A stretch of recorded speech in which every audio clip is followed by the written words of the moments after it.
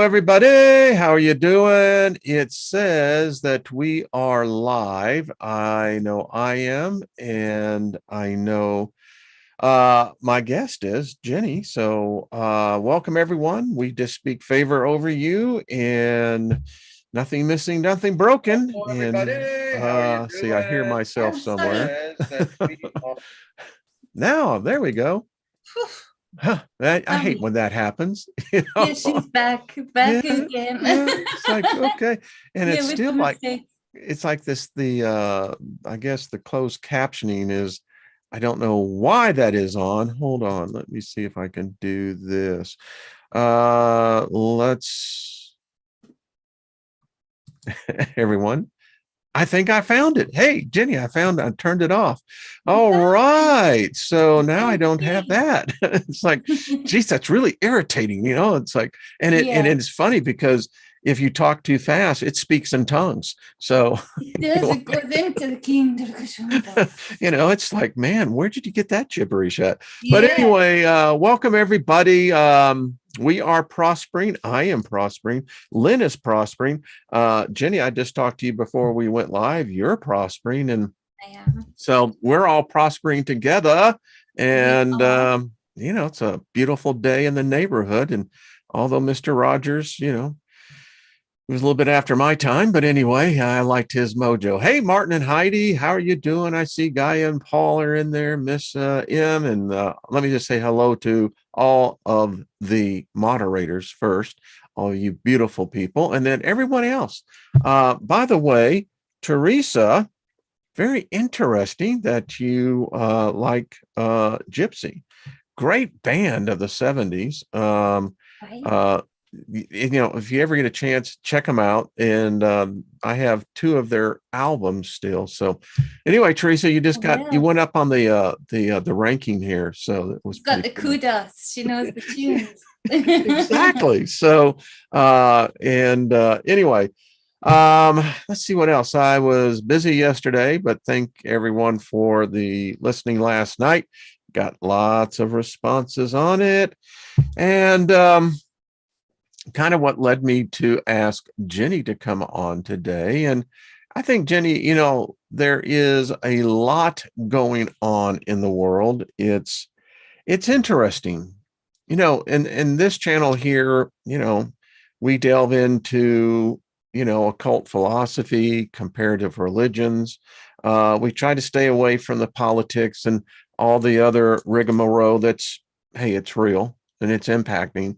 But I still hold the higher thought that magic, which is basically unknown science, I think it can have an impact. But I got to tell you, it's interesting. We are in a world of where confusion is reigning supreme, and we have, it seems like, conundrum after conundrum wrapped within an enigma, but, you know, basically in a bag of BS. Yeah. That's the show. and mic drop. All right, we're gone. Yeah, so have a great day, everyone. You're gonna have a broken mics as confetti. Yeah, just cracking over those mic shells. So yeah, we are dealing with a lot, and it's a balancing act, isn't it, between the yin and the yang? I think of also, you know, not getting held into, or being cognizant, being knowing of what's going on and the impact of it, especially with foresight, because then you can be growing food, you can be doing all of the things that take away the stress of all of those compounding features on the outside that are sort of trying to force in. But at the same time, the very thing they're trying to do is anybody, I mean, who's put in that outside force, whether it's a friendship, relationship, or wider, then they're trying to get you wrapped up in it. Because they try to, it's like a vacuum cleaner. Yes, Come on, put you in that bag of shit, and you can just be over the shoulder, you know, and you're done. And so there's that balancing act of being cognizant of it, being knowing of it, yes, but actually, I feel the same as you, going to the head of the snake. I'm not dealing with people who want to harm others. I'm not dealing with that low vibe stuff. I'm going to look past it, and I'm going to look for solutions that I can bring to my doorstep here and now. And I'm also going to go way past it. And I am going to be quite confident of calling upon the legions that I know I have behind me, that came up again through things that you were saying, and this druid priest that I met along the way, just universe bringing back those knowings and saying, you know, you used to have these in full play, you know, and you've had it in the background. And also going, I'm looking at, okay, so what is on the outside force? To me, all I see, and I've said it on my videos all of the time, is magic. That's all I see. I'm right there. So I'm going to deal with the magic. We are in such a tense time. There was a movie back in the early 70s called Tribes, and it starred Jan Michael Vincent, way before your time, hon. But it's a movie well worth it, because the progenitus of the movie was that Jan Michael Vincent was a hippie, and he got drafted into the Marines. Oh. And the drill sergeant just focused in on him, and the whole movie was about how this drill sergeant was trying to break Jan Michael Vincent's role, break his spirit, break his will. And, you know, when they would line up in formation, he'd have a flower sticking out of his gun.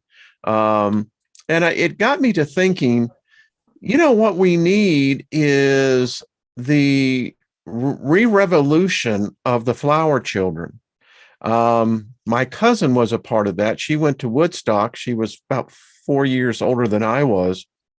But Marilyn, when she came back from Woodstock, it was really interesting, because in San Francisco, in the Bay Area, particularly in Heights, in Berkeley, the flower children were everywhere, and it spread. And I like what you were saying. You said that you give flowers to your political leaders, which I think is beautiful, because it means let's realize that, you know, being in love is far better than being at war. Yeah. It's far harder. It's far harder to look at a if you diffuse in any situation and you approach it with love. That's not to say you're not approaching it with strength. To me, that shows more strength. Oh yeah, because it's easy with the way that we've been living for too long, the controlling things that we've had over us for too long, the micromanagement. It's easier to go down the route of being broken. Of using a gun in the way that hippie didn't use a gun. You know? I mean, it was a great role, man. I mean, that is such a powerful thing to say to this figure. Here's a flower, you know. And you know, the thing about flowers, Jenny, is that we're still living in this this maze of, you know, social distancing. So we're getting over that, but still, a flower doesn't break that that social criteria. Does it? No, you can leave it on a doorstep and it can do a lot of them. I love buying flowers for my wife. I mean, to me, because, you know, she gets excited. But for me, I like going to the flower store because I can pick and match and put my own bouquet together. But they're expressive. They are. I mean, they just make you happy. See, this is of the same person that went and bought me a car because he saw how much I was helping people, and he just dropped them off to me and another friend in our group of friends, just out of the blue. I was working, I couldn't even say thank you. The kids took it, you know, and that this means as much to me, as silly as that might sound to some, as the beautiful car I've got from him, because it was just a thought, and it's something beautiful, and it's just because. The just because is very powerful, because the flowers grow in spite of everything, just because they want to.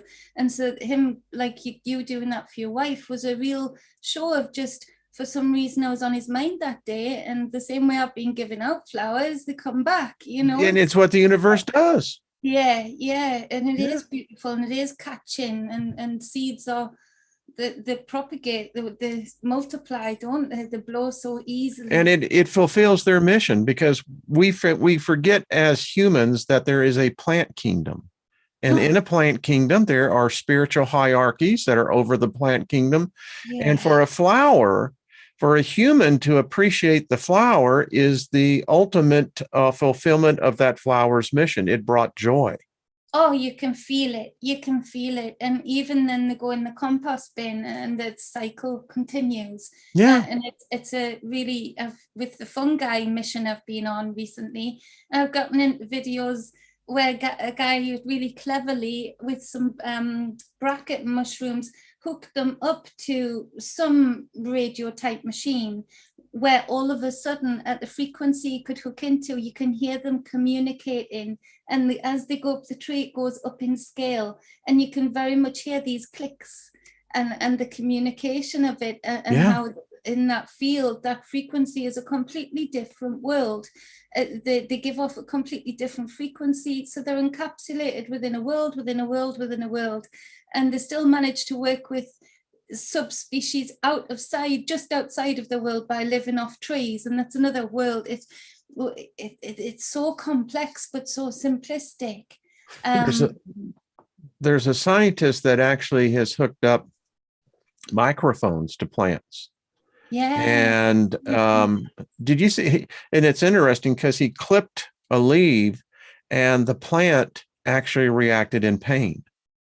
That's so funny, because just not yesterday, the day before that you bring that up, Abigail's obviously, she knows the rabbit holes I end up going down, and Gemini, go right down them, burrowing. It's fun.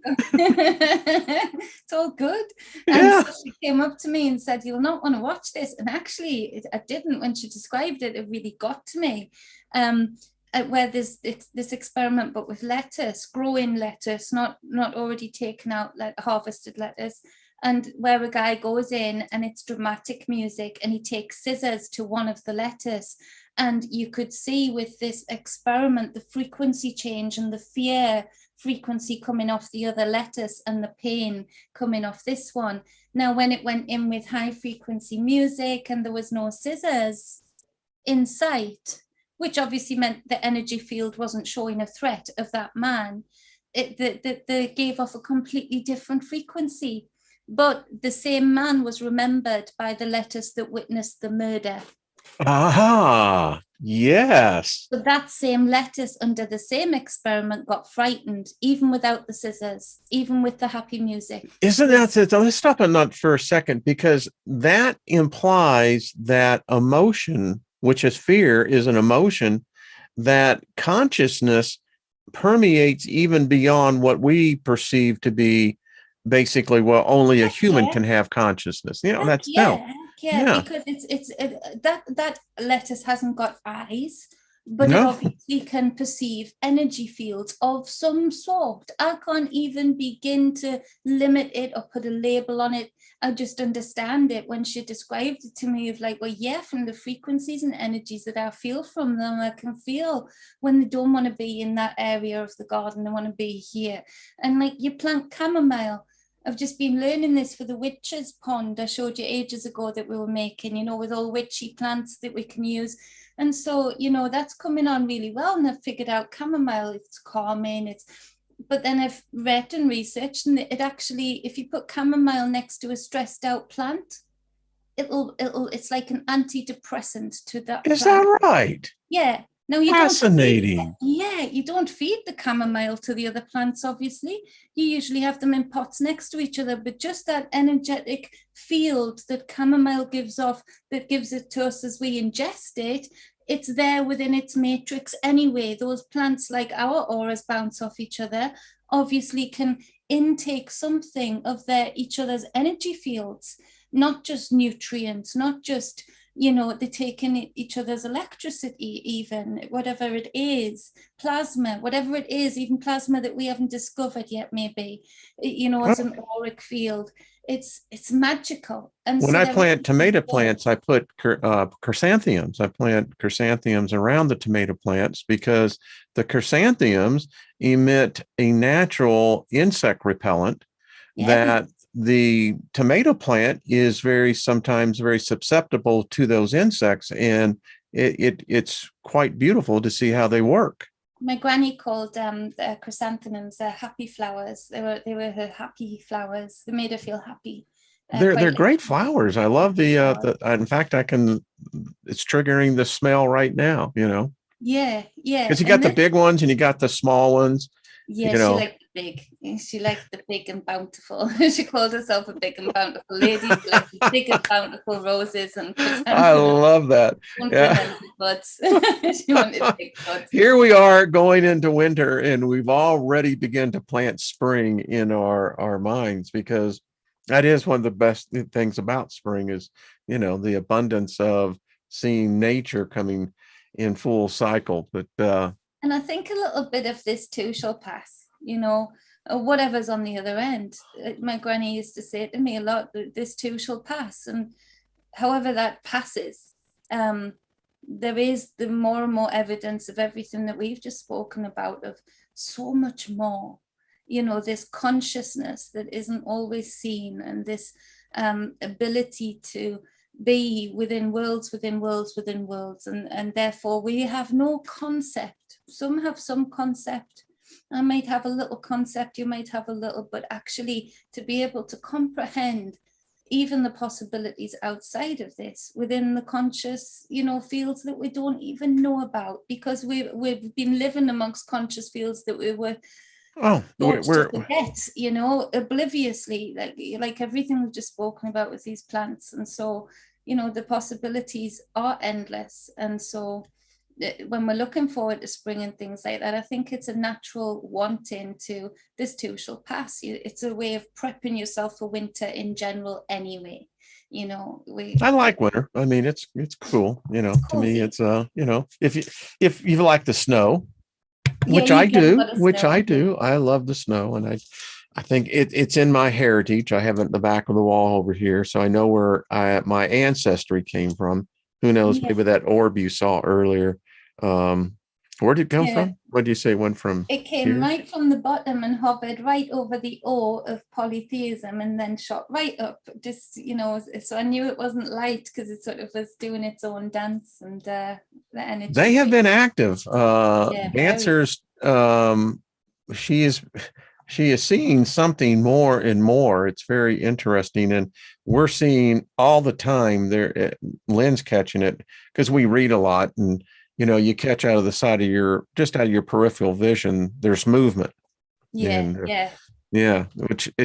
tells me, I don't know if that is indicative of the energy that's around here. I mean, today it's become where it's so difficult. I get so many emails. There's lots of people struggling right now, and so much. And the one thing is, it's like we're having to face something that no one really wants to face.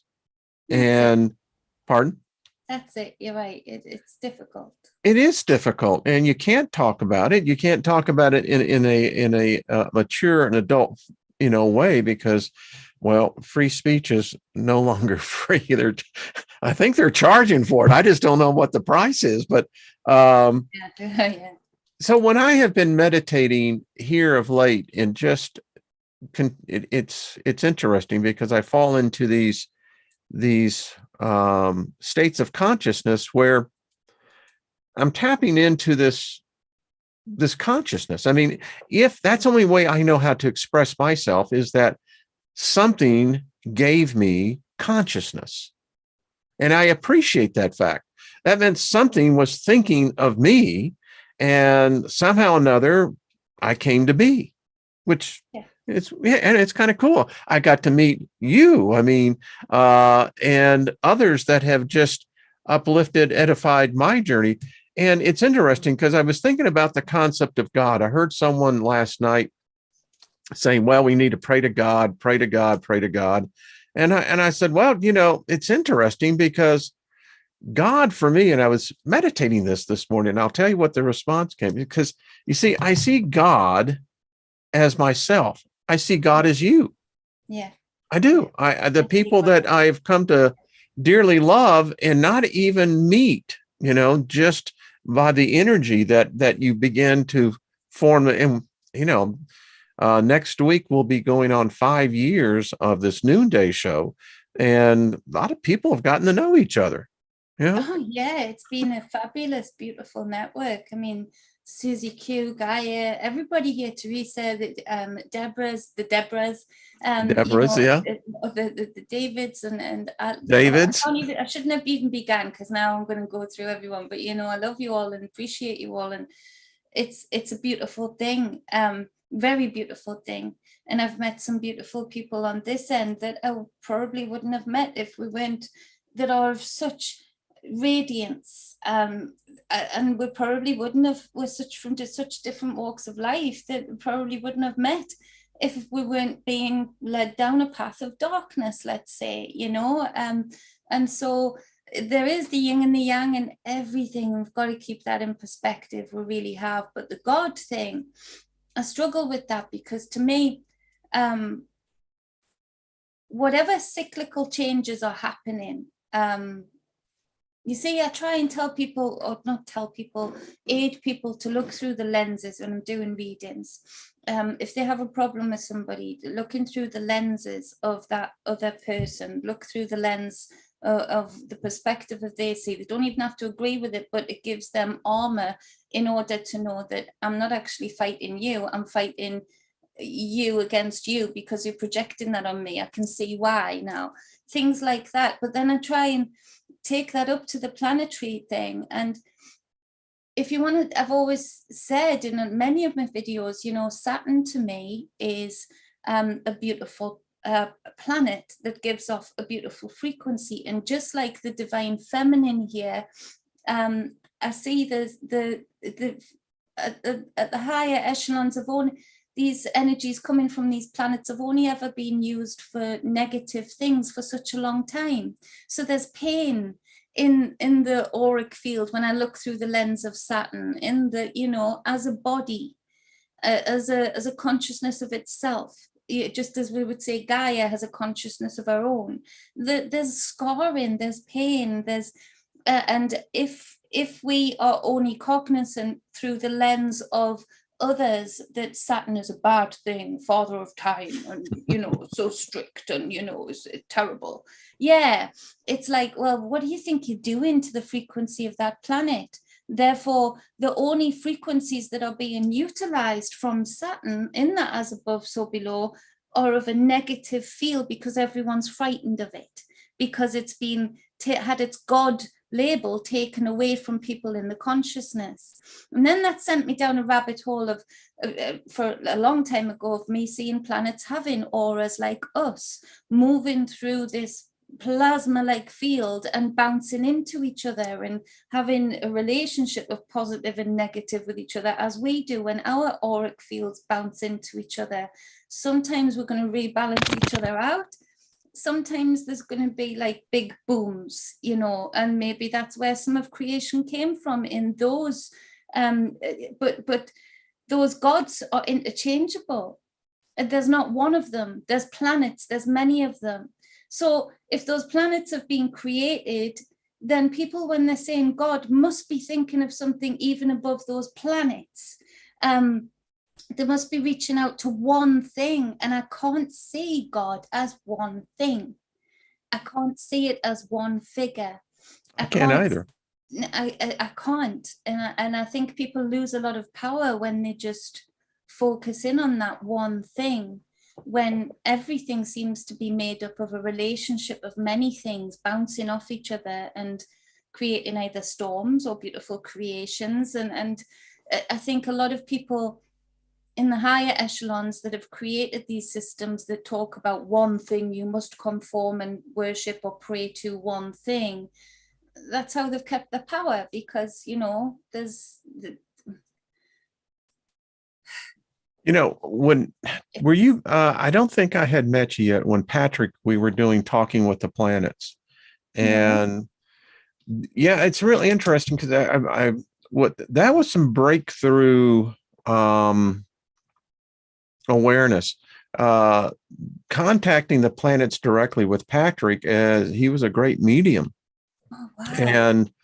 And when I connected to that psychic flow, what we began to find out is that in the hierarchy of ascension, if a spirit can be created in which it's basically kind of a blank disc. It hasn't really formed a personality yet. It hasn't formed the memories, but as it begins to age and progress, it begins to take on these things. Now, what I saw were that planets were the next step of a spiritual evolution. If you Yeah. got to become incarnated as a planet, you are in essence a god or a Yes. goddess. Yes. You're going You to have an create life effect, within like, you. yeah, and you have an effect on what's below you. A You probably direct. most likely will create your own species of being. Yeah, yeah. And I think we're too fixed on even that. I've seen different suns when I can't believe you, well, I can't believe you've done that, but it's so exciting that you have, because doing that similarly, just even as a kid, I've seen different suns. I've seen different. They're gods. They're a different yeah, level of. They're highly ascended masters beyond what I found when we contacted our star. Is that it is related to the other stars in what we call this section of the Milky Way, this quadrant. yeah, yeah. Oh, Yes, and I miss Patrick. It was again, probably some of the most revolutionary work I have ever been a part of, because it taught me something. It taught me an awareness that this is not the end. This is just merely a step into that. Now, it depends on how aware are you. Are you aware of the plant kingdom? Are you aware of the animal kingdom? Are you aware of the man kingdom? Fungi, yeah, yeah. All Yeah. of that. There's See? all of those layers. You know, the elementals in the forest, the real as above, so below. And are you willing to comprehend there's something even above those planets and above that again, endlessly so? And that's consciousness. Yeah. So where Jenny, is it's that one God? consciousness. Yeah, that God is you, that God is me, that God is. So just praying it out there to endless void, giving away all of this godlike power. You're not using your yin and your yang. You're like pouring water on your fire. You're tsunamiing the flame, because there's just no positive and negative. There's no exchange. You're just giving it out to something that is so expansive we can't even comprehend. When we can't even comprehend the expanse of the ocean in 2 eyes, we're not gonna. So you're just giving it out there, so it's diluted. It's like putting diluted juice in water. It's just, it stains the water a little bit. So whoever's claiming to be a god in this physical realm, i.e. the instructor of God, or like the manager of God, as you would say, is the Pope, or whatever you would call him, whatever title he wants to be doing. Yeah, it's fraudulent. It's fraudulent because it's like, it's fraudulent, because who are they representing? Are they representing this void? So even worse still, your prayer, I feel, when I see that and I hear that, I do cringe, because I think you do realize there's just a circuit board magic going on within this realm, that they're going to hijack all of that energy. And instead of it, even worse still, instead of it just going to the void, they'll hijack it to uphold this figurehead with a funny hat on, and to have more power over this one world, this one realm, when even this one consciousness of human, whatever human is so expansive, that they're trying to hold something in a glass bottle, and people are allowing them to do so by diluting this power, because why? Maybe, just maybe, the emotional scarring of what that would mean if you were in control of your own destiny. That's not to say outside forces won't end you here and end you there sometimes, but the leveling up process in wherever you find yourself, it only makes sense to me that gives you, like a job, more choices to apply. Let me share something with you. What I this morning, as in my meditation time, the biggest struggle most of us will have, is upon the transition out of this realm into the spirit realm, is going there. It's amazing how sometimes we preconceive what we think it's going to be. But what I have seen, and what I saw again this morning, is that A lot of spirits struggle when they pass over because they don't know where they belong. They don't know where they fit. And it can be very overwhelming because there are trillions and trillions of spirits in the next realm. And when you think about Earth, this here, it's kind of like a God boot camp. Yeah. I mean, we've really got 8 billion different god and goddesses, and we're trying to figure out, can I really create something just by willing it? Can I really do that? Or to capitalize on the word that you just used, prophecy. Everybody loves the tarot. Why? Because the tarot, to me, a tarot is like the movie What About Bob? The tarot is, the psychiatrist. And yeah, and that's how I see it. And we're all Bobs. We're trying to figure this thing out. And many of us sometimes can't, but it's the future. What is the future? And then if you apply prophecy on top of that, that's where I struggle now, because that means I'm in a river of flow that someone knows the destination, that no matter what I may think, I'm going to go there regardless. But they only know the destination because they're controlling too much. See? It's the labeling and distortions of these prophecies. If you see Zeus as the planet, if you see the stories that our ancient ones left as a catalogue, that they gave names to these planets, but then these names even have been distorted with different letters. They've been made into humankind mannerisms. So I went down this rabbit hole for a long time. I've always seen the planets as auras, and then I've been listening to this more electric universe stuff and thinking that makes sense to me. This plasma that I feel and see. I've seen whale beings in what I would call space. The different beings that can exist in this plasma, different mediums of plasma. And so down this rabbit hole, it would say that Saturn was the sun at that time. And the cataclysmic event would be that when you get dragged into the yin and yang of a planet and the two auric fields meeting, that Saturn did that with our sun. And because the sun is bigger, and had more of a charge, ultimately it was dimming. And then at that point, this is when Saturn was this god, this sun, which is where I think they get Saturn worship from, the Satan worship, in that they held back that knowledge that it would have been cataclysmic when Jupiter came along and came to kill his father, Kronos. Well, can we stop you right there for a second? Because what you're describing, it is a theory in astrophysics that in fact, in the bronze books, the Colburn Bible, it talks about that very in one of the rare books about that part of what happened. And as their story goes, Earth was in with Mars, it was in with Saturn and Neptune and Uranus. And they say this made a purple light rather than the light we have now? In fact, they say that the thing with Saturn, the light that it gave us was the golden light. That's why they called it the golden era. Yeah. And the humans that lived on that were golden beings. Our flesh, we absorbed the radiation, the aura of Saturn. And when we were thrown out of the Sagittarius galaxy through the collision, this is where we ended up. This star that we call our sun is what trapped us into this.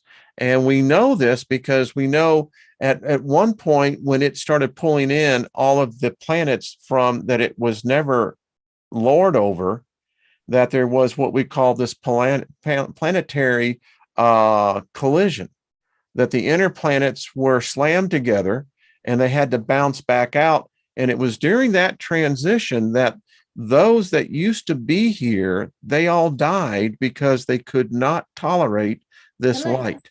Yeah. So anyway, I just wanted to share that with you because that's what you were describing. That's amazing, because you give a plant different types of light in, and some of them will flourish in them, some of them won't, and some of them will actually have to change color. They have a different color to them. And why I said lilac is because that's something that I see very much so being described as the golden age, and that having, where there wasn't seasons, there wasn't the challenges of abundance, because there was a happy medium of things growing. And I don't think we were having to eat meat the way that we were having to eat meat now, because we were absorbing more nutrients through the light. Hence UV light still being a very healing force right now, ironically, you know, for parasites and things like that. So much more than is allowed to be understood. And so when people go on sunbeds, they get addicted to it because it feels good. It's a feel good. It lifts that melatonin. And so things with this sun seem to me, they have been more of a struggle. There are seasons, there is changeable weather, and there is, with that, with seasons and changeable weather, I think that's when this hijack came in. Because then you have some people to say, oh, we're having to work a heck of a lot harder, I don't like this. I know. These people don't remember. These goons don't remember. They don't know that we had a son called Saturn. So what we'll do is we'll distort it all. We'll make characters. We'll make systems. We'll have them work for us.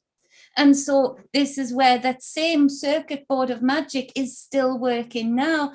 The ironic thing is, when I try and speak to the consciousness of some of these people, whether I'm doing spell work or something, half of them don't know the truth of the matter now. It's so distorted and convoluted, and they really believe they want to do ritual sacrifice. Now, sometimes I think they've got something on it there, that, you know, there is this negative and positive energy in the universe that we're in, and you know, some of that negative energy will quite like it that these goons are willing to hurt others to give to this energy, you know. But that's where we're in, and that's the exciting thing for me at this time, is that no matter what is happening with this sun, it's the knowledge that is coming forward for a lot of people, not too many actually, but for a lot of people there's a remembrance of, actually, it doesn't have to be this way. And actually, we've been thinking too small. We've been thinking far. As you were talking, and then again, I'm drawn of several things. You know, that's why I love my Steiger perspective, because I can really, I really tell people what's going on. And if you really want to know, you see, I believe. When I'm driving. Do I really do the Steiger perspective? Yeah. I can't comment because I'm usually driving, but that's when I can have my headphones in and just. Well, it's interesting, because I am convinced that, you see, the evidence would suggest that there is a consciousness that it's never changed. And I'll use your metaphor. It has the ability that it changes seasons, but its consciousness is always here. And this is a very dark, consuming consciousness. And it's one that, as you were saying, we're so confused by it that we invent our own gods, our own religions that go into this. And then we get in these very complicated hierarchy systems. And then it begins to get into the social cult, and then into the politics. And what we find out is that it's always leads to the same thing: collapse. Yeah. And I struggle with this. I mean, I love these angels, and I know it seems like I'm changing the subject, but I'm not, because something has happened. I told Lynn, I said, something has changed. Her dreams, our dreams are becoming, how do I say it? Much more tuned in, I guess, is the best thing. Linked, yeah. Yeah. It's huge clarity. And we're seeing spirit activity all around us now. Nothing of a poltergeist or anything like that. It just seems there is abundance of energy. Yeah. But have you noticed that because my house has always been hot. Everywhere I've lived has always been pretty spiritually I could hot. get that. I get that Yeah, vibe from you. yeah, and it's fine. There's some things need to go, and there's some things it's I've got no right to say go. I just sort of expand the vibe out that it's not a comfortable room. You know, you can make someone feel uncomfortable in the room. I do that, you know, make it feel uncomfortable in the room. I dance and sing, and so, you know, it usually goes of its own free will, but it's always been hot, but it's hot now. And Theodore is seeing so much. How But is then Theodore, by the way? he's doing well. He's lost another tooth today, so he's super happy. I'm sure he's knocking them out. Now he's found out there's money at the end of the road. Theodore, you know, has always been in connection, just as I was. My mum keeps saying it's like watching you grow up again. Because Theodore's always been in connection with angels, and I've heard him speaking, I've heard him arguing, and just my mum will laugh and say, you know, it's just like you when you were little. And he speaks of how he's an angel. He has no doubt about it. He says, I know I am, you know, it's how I came here, it's how I chose you. And you know, it's how I got inside of you, and that is as clear. I hope you're recording that, because that will Yeah, I've help got it him. recorded. Excellent, excellent, excellent. He Yeah. writes about it, you know, and he just sees it as light, very much like I did. Sometimes I would see figures, but he sees it more of light, which is more of what I do as well. And he's doing really well, but he's picking up on a lot of the energies also. Sometimes he's saying, do you feel wobbly, mum? And I'll be like, yeah, I do actually. It's just a frequency change, baby. And it's natural frequency change that is far more extreme. And it's also man-made frequency change that he's feeling that, because I'm feeling it at the same time. But he's doing really well. He's so confident and happy. William's doing okay. He's been a preteen, so everything's pretty much normal there. But I've noticed. Well, you know, that's the one time in adolescence when they're not really human. Oh no, he's not human at They're all. not. They're not a child, and they're not an adult. No, he's just going in between that yin and yang line of, you know, what some would call demonic and some would call angelic. Is one to the other. Dances on either And that's side. odd. So as you were talking, I don't know how many know the Southern author Pat Conroy, but they made a movie called Prince of Tides. Barbara Streisand was in it, and Nick Nolte. Oh, I got to tell you what, Pat Conroy is the epitome of a Southern gentleman, and when he writes, it's got the South into it. If you want to watch the movie, I think it was probably George Carlin that plays a role in that. It's a very heavy movie. I'll just put it that way. Very intense. But in that, Nick Nolte says that, you know, he says, adolescents, they're not human. They shouldn't even be allowed around other humans. No, he does. I can see, honestly, sometimes when I'm just looking at him and just letting him finish, I can honestly see like this yin and yang symbol. And I'll burst out laughing because I've seen him sort of just not even going on the line. Sometimes he's like one of those lizards on the hot sand, you know, where they dance. So he's like, nice, horrible, nice, horrible, nice, horrible. Oh, I forgot I was angry with you. Oh, I'm happy with you again. And it's like, oh, I'm glad that exchange happened.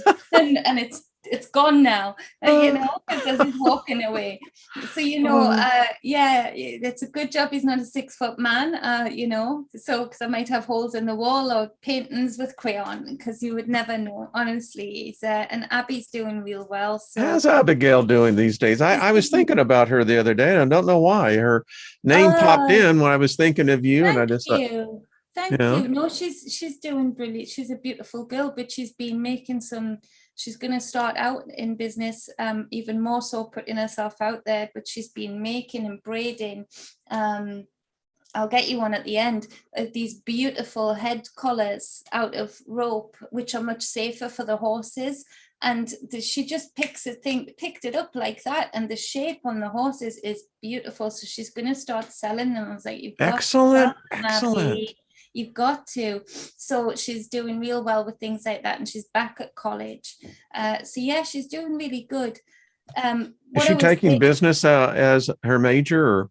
She's not, no, she's done business in the past, but she did like at a lower level, but she's having to do, ironically, with the way that they've changed things after spinal surgery, re-entry in order to get onto the other A levels that she's wanting to do next. So she's doing that on like a nightly basis while she fits the other things in, but she's storming through it. The teacher had I said, think they call that remedial, I think is the, she said, I feel guilty having you in the class, Abby, because it's like she's done the work before the teacher's finished talking, but it's good to refresh, and she's gotten a good reference from those lecturers that she's seeing now, so it's all good. But yeah, as far as I was saying, well, your children, they will carry, and they do. I mean, when Theo was on there, I mean, every time we were seeing him last time, it's that there's just a presence, and I know that goes with William and Abby as well.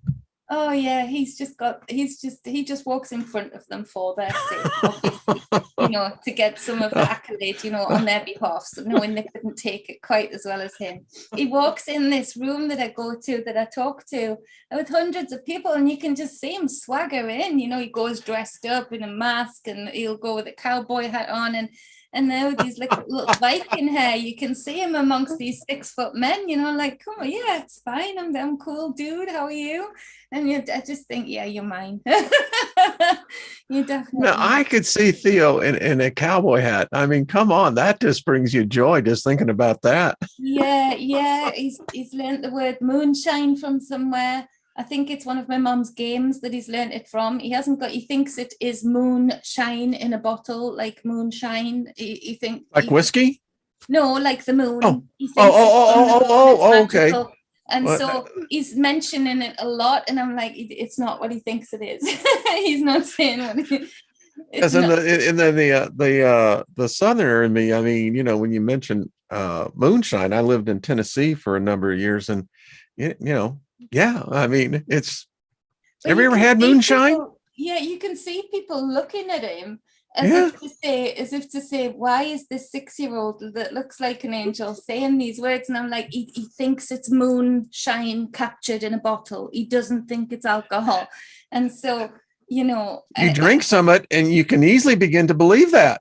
Oh, well, he drinks this pretendy moonshine, and he's off. So goodness knows what it'll be like. So Jenny, have you ever had moonshine? Oh, no. I don't know if I could handle it. I can drink a drink in company, but I'm not a real big drinker. I never have been. So, but I like I think it's quite a harsh drink, isn't it? Well, I'm not a drinker myself. My wife, Lynn, she's like the cheapest drunk. We were in Las Vegas, and I think she got, seriously, we were at the where were we? I think we were at the Cosmopolitan, I believe. Anyway, she got a Cosmopolitan and took 2 sips of it, and I said, "What the hell's wrong with you?" She says, "I'm drunk." I said, "You only took 2 sips, but anyway. I'm no good with champagne. I mean, I haven't gotten drunk many times in my life, but went out with all of the dancers and had 2 glasses of champagne, and apparently champagne is my yin to my yang, because I was up on the tables after 2 small glasses. Well, how about that? Oh yeah, those bubbles just did it for me, and it wasn't really an appropriate place to get up on a table and dance, but it went down well. So I'm going to say I can't imagine. That would be interesting. Now the problem I have with champagne, I have some Dom Perignon outside, but I'm a champagne snob. I like Cristal. And back in the day, I'd buy it by the case, but I think once you've tasted things like that, this actually you grow out of it. But it was I think it's one of those things, when you're earning the money that you can, you sort of do realize that my uncle, who was a pilot, he always had plenty of money, and he had bottles like that. And when he was hosting, the seasons and stuff at his foot, he always it made sure that we had a taste of it so that we knew, because it said you'll always know that You there's more always know what, in. yeah, I mean, You'll always know in a restaurant yeah. that you're drinking good stuff. Be grateful, be nice, so it was good. It was good like that for things like that, but you can taste the difference of some things. Oh, you definitely can. And the thing that, I don't know how we got off on that, but Crisdale is it's the type of champagne that you can really drink and not have that tremendous hangover because of the sugar that's, that. And I think a lot of the more expensive ones are like that, though, aren't they? Yeah, it's true. Yeah.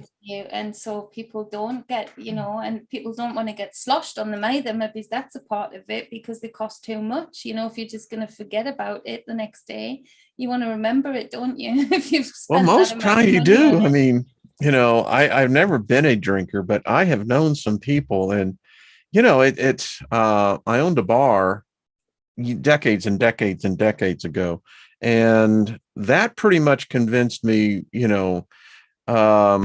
why, there's some people who should have more spiritual understanding, that they're going into a bar, and that's a reason why they call it spirits. Oh, yes. As hon, yeah.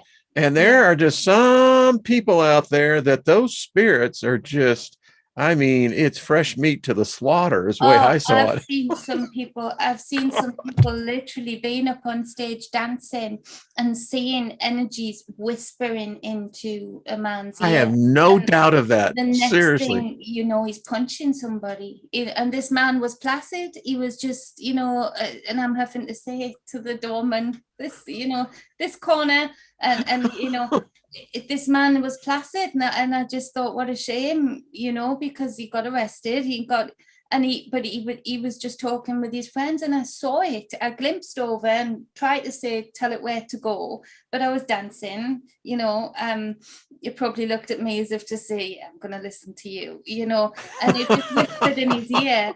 And the next thing I know, there's a fight, there's a brawl, and so they have fun in there, those spirits, so if you go into a bar and you feel that energy, walk right back out again, because they'll get you. If you lowering your doors by, lowering your inhibitions with the physical alcohol, they'll get at you, if they can. And there's really odd, because I knew the pitcher for the Houston Astros, and this guy, he could drink like 4 or 5 drinks and not even be affected by it.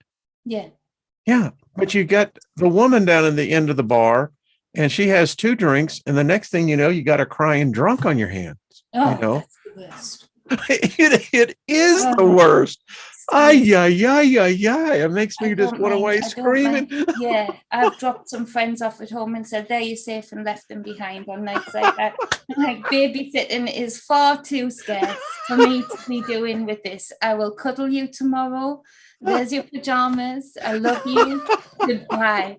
I've done that before. And we have got to get you over here into America. I got to tell you what, I mean, I could only imagine.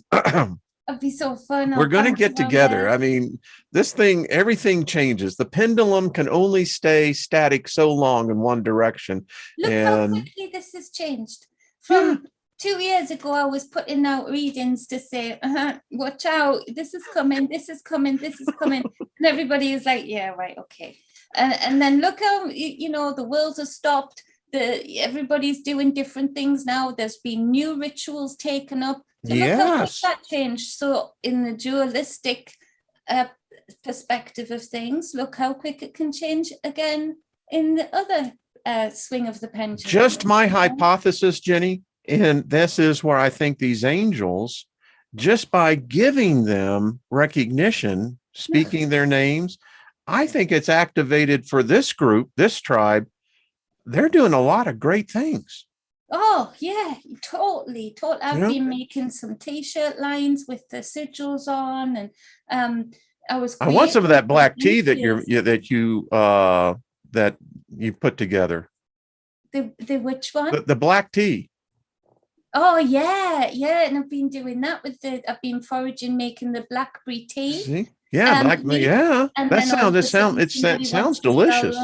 Oh, it's tastes really good. And I've been mixing it with Scots pine, because just as a handy tip, you might all want to do that right now. The anti-parasitic, protects DNA. Now, is it pine needles? Pine needles, but Scots pine is found all over, and that's a very safe pine tree, because not all pine trees are safe. And what I've been doing, just my personal thing, is that from the research that I've done, I haven't been taking the needles off. I've just been cutting the branches up into smaller sections, but actually being able, because there's certain properties in the bark as well. So boiling it over about 15 minutes just on a simmer draws that all out. Throw a bit of blackberry leaf in there, you've got your full day's worth of antimicrobial, antifungal, DNA protecting. Actually, the blackberry tea has I don't know what we can say now, but there have been reports of it. But it helps in certain areas of the immune system. Of reversing eye problems, reversing eye problems, because of the way it protects the DNA and the way that it works with the synapses and everything, and the receptors. So, I've been really getting down that rabbit hole, because, prepare where there's going to be niches in the market. There's niches in the market where there's mistrust elsewhere. People are looking back to nature, which is a beautiful thing, and balancing that out, still utilizing the wonderful things this science has given us as well, using the two in combination, where there's so much more power, rather than saying, I'm not touching that one, I'm only doing that one. I'm only touching that one, I'm not touching that one. You cancel them both out then, So yeah, that's been a good thing too. But as far as the calling out of the situations and stuff like that, I feel that in the communications I've been having very much, so I've been speaking a lot about Yggdrasil, and I've been speaking a lot about Ragnarok, and Ragnarok would be, the end of the world. And actually, no, it's just the end of whatever cycle is inevitably going to eat itself up, in that too much control. We can actually see that there are controlling oppositional people opposing each other too much. And so the more we prepare in a different direction, using a different opposing force on the ground, i.e. look into nature, look into communities, look into powers in the people we have here, the love, look into the power of the angels, you're only going to add to your equation, which will only draw that pendulum like a planet back into your favor even faster. Does that make sense? Absolutely. It's like equational magic. Yeah. It's number magic, it's force magic, it's equational magic, and it's common flame and sense, in that if I'm facing anything, I'm tag teaming with you, I'm tag teaming with the people in here, be damn sure I'm tag teaming with the people I've met here. Theodore's going to be giving fist bumps to everybody, fist bumps to angels. I'm tag teaming with it all, because, I love this. The tag team idea. I like that. That's and very I've descriptive. been tag teaming with whatever people have been saying, is the dark. I've been speaking to these entities that are coming in right now, that I feel them coming in force, and saying, what are you doing here? What do you expect? Because that this force is already eating itself up. I can see the tail going into the mouth already. So do you want to come over here? Is there anything we could do for you? Or do you just want to eat off debris? Is that all you do? Some of these entities being embarrassed. And this is, when somebody supposedly sent demons after me, they spent a little bit of time in the room, and they said, what can we do for you? And I said, it's all right, I don't trust you yet. I'll call on you if I need you. So instead of me, making those, what some person sent to me thinking they were demonic and evil, I gave them a bit of recognition to say, yeah, I'm willing to let you sit for a bit, and if I need you, I'll tag you in. All of a sudden, it's like, oh, she doesn't just want something from us. Oh, she doesn't just want to give us negative energy. She gave us something positive. Maybe those entities haven't tasted a little bit of sweet for a while. I don't think they had. And I think I must have tasted like honey, because they gave me no grief and wanted to give me help. to me, those demonic figures that were sent to me were just angels that had been given a lens, a label, a perception from someone else's thoughts, or how they captured them. And if they're not being used, then if negative people do knock on the door, they're going to answer. They're going to get lonely being detached. The mushroom wants to be attached to the tree wants to be attached to the other trees, the flowers want to be under the trees, for everything wants a little bit of love. I call them the divine ones. Actually, I love what the I think it's actually the Greek, the daemons. It's a beautiful name. It's, listen, your approach is absolutely spot on, because it's like this. If you go into a neighborhood where everyone already has cast dispersions upon you without even knowing you, well, eventually you're going to have the resentment. You're going to reflect exactly what's probably expectation. Exactly. Yeah. Or you could be real sovereign, and you could go in there and say, you know what, then I've got nothing to lose. So if I want to draw, instead of putting spray paint on the side of your house, might just plant some flowers there in protest, and the more negative energy you give to me, I'm going to eat it up, and I'm going to, bullshit flower petals out. Did you see that? Well, I've got demons. Well, what are they doing? They're painting the damn house, and now they're actually planting plants. It is. It's like, do what a narcissist does to you. A narcissist makes you feel like you're going crazy because they're doing nasty things to you behind the scenes that you can't quite pinpoint. And it's like, well, they told me, I don't know, they gave me a look about dinner. Well, what kind of look? Well, I don't know how to define it now, but I knew it was threatening. Well, how? What did they say? They just said thanks as this went into the other room, but they just said thanks. They thanked you for it. Yeah, but it was the attitude. How do you then define it to somebody else? So again, I take that on board and say, right, I'm going to be the most happiest, I'm not going to be a narcissist, but I'm going to use that same trait of like evil. What evil? Exactly. I painted your house. How do you define that as evil? Well, because you didn't ask me to? Well, that's just because I felt led to, out of, I didn't want you to hurt your back painting it, I didn't want you to. Well, how do they then define it? You've got to be clever about these things, and because these spirits are clever, these elementals are clever. And actually, one of the good things is that there's been a lot of inline breeding going on. So actually, the forces that would seek to put you in that box, label you in that box, aren't even as like great as their ancient ancestors, as they're not even as concentrated on that. They're distracted too, as much as the collective is distracted, as much as you're distracted in your own individual life. There's a lot of distraction. Use that to your advantage. While they're looking that way, go that way and do something that is going to, take a little bit more power out of someone else's equation and put it in yours, and get clever, get excited about it. It's like playing Monopoly on a galactic scale. And it is in a galactic. Any minute now, somebody's going to throw the board up, the sun's going to come crashing into it, or an asteroid, but you're going to try and buy up the streets while you can, aren't you? Just in case do the best we can. Crash in, yeah. And so, yeah, lay claim. Well, Jenny, our hour's gone by. I want to just give the Andromeda 7 folks, they're on tonight, the Celestial Gateway. Tomorrow night, I believe Robert V., the Milky Way Soul Tribe. Then Sunday night is Nina the Mystic. And when are you going to be back on? Are you...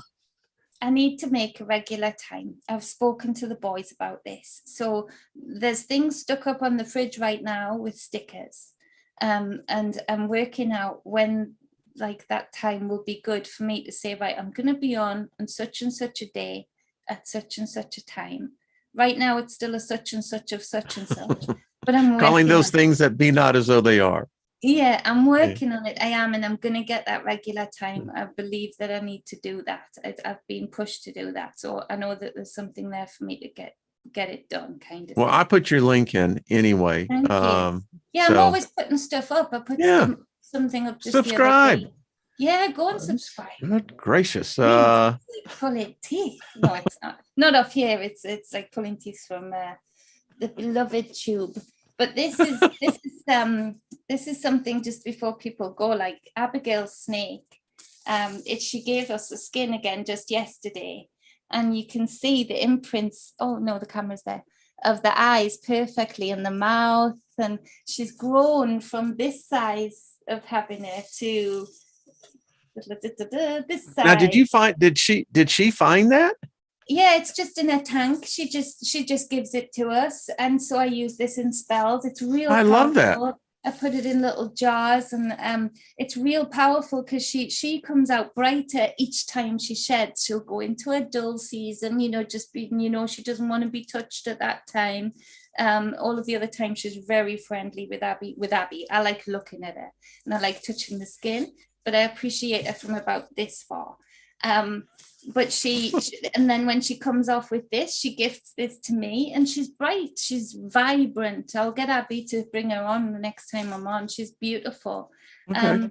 And she sees in a different color. She sees a completely different world to us. Yes, and she does. We really can move mountains and see things in different colors, and we've been so much more than we are now, and we're going to be so much more than we are now, as we expand and grow. And it's not a totally comfortable phase for her. She tells us that because she doesn't want to be touched when she's about to do it, and she doesn't want to be touched for 3 or 4 days afterwards because it's new skin, it's fragile, it must feel weird. It must feel, I think, like cutting your nails too short, that horrible feeling. It's horrible. I think it must feel like that. And so there is this cyclical thing that we've all got going on, but we can always come out brighter, even with shit. It grows brighter flowers, healthier flowers, we can make things from it. So just that for anyone who needed to see or hear that. All right, folks, put that in your pipe and smoke it. There you go. All right, Jenny, stay with me. Thank you, everyone. Martin, Heidi, Gaia, Teresa, Susie Q, all the moderators, all the folks in the chat. Thank you. Thank you for the thumbs up. And make sure you go over there and subscribe to Jenny's channel. She's her and Nina and all the rest of them. Steve, they're all of just, amazing people. Thank you, Jenny. Thank you for coming on. No, thank you for having me. It's like poof. Wayne said, "Oh wait, all of that's gone."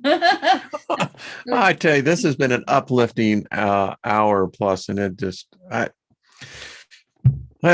love this soul tribe. Love you, Jenny. I love these people. All right, everyone. Much love to everybody. We can give virtual hugs, and we'll connect the love. I like that. Tag teaming. I'm going to